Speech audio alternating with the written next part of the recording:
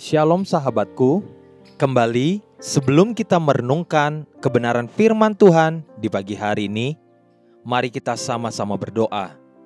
Bapa kami yang baik, terima kasih ya Tuhan untuk pagi hari ini.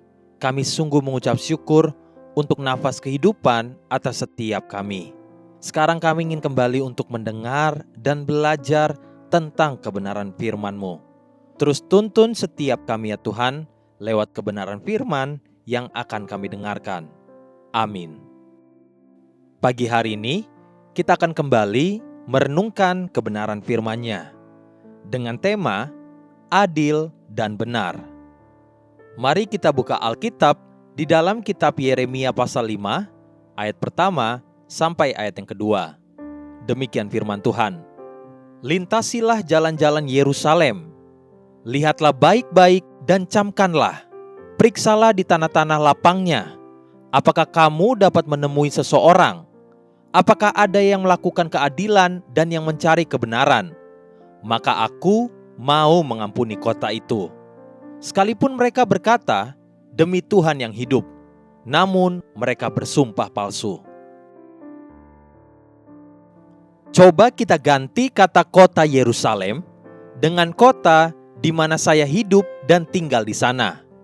Lalu kata kamu dapat menemui seseorang digantikan dengan kata aku ditemukan sebagai seseorang yang melakukan keadilan dan yang mencari kebenaran.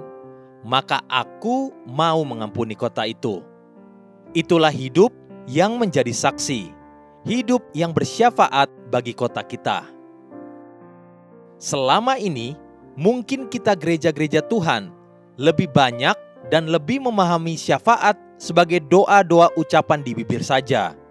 Itulah sebabnya ayat kedua dari Yeremia pasal 5 berkata, sekalipun mereka berkata, demi Tuhan yang hidup, namun mereka bersumpah palsu. Bagaimana sebenarnya manusia bersumpah palsu? Apabila perkataan bibir kita tidak selaras dengan sikap hati dan perbuatan kita, maka perkataan bibir kita itu palsu, seperti layaknya sebuah sumpah palsu. Pagi ini, marilah belajar satu perkara. Inilah yang akan menyelamatkan kota kita, menjauhkannya dari malapetaka dan kehancuran apabila saya ditemukan menjadi pribadi yang benar dan adil. Perhatikan sekali lagi perkataan Tuhan di Yeremia pasal 5 ini. Yeremia pasal 5 ayat yang pertama. Lintasilah jalan-jalan Yerusalem, lihatlah baik-baik dan camkanlah. Periksalah di tanah-tanah lapangnya, apakah kamu dapat menemui seseorang? Apakah ada yang melakukan keadilan dan yang mencari kebenaran? Maka aku mau mengampuni kota itu. Bukankah berulang-ulang kali melintasi generasi berganti generasi, Tuhan membangkitkan nabi-nabinya untuk menyatakan dan mempertegas hasrat hatinya tentang hal ini. Pada zaman Mika, Tuhan berkata, Mika pasal 6 ayat yang ke-8, hai manusia, telah diberitahukan kepadamu apa yang baik, dan apakah yang dituntut Tuhan daripadamu, selain berlaku adil, mencintai kesetiaan, dan hidup dengan rendah hati di hadapan Allahmu. Pada zaman Daud, Bani Korah menyanyikan sebuah Mazmur Bani Korah yang berkata, Mazmur pasal 45 ayat 7 sampai ayat yang ke-8. Tahtamu kepunyaan Allah, tetap untuk seterusnya dan selamanya, dan tongkat kerajaanmu adalah tongkat kebenaran. Engkau mencintai keadilan dan membenci kefasikan. Sebab itu Allahmu telah mengurapi engkau dengan minyak sebagai tanda kesukaan, melebihi teman-teman sekutumu.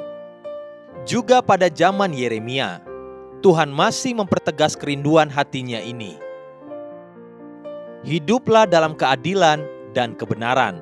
Dalam usahamu, berlakulah adil dan benar. Dalam keuanganmu, berlakulah adil dan benar. Dalam rumah tanggamu, berlakulah dengan adil dan benar, maka kotamu akan terselamatkan. Haleluya.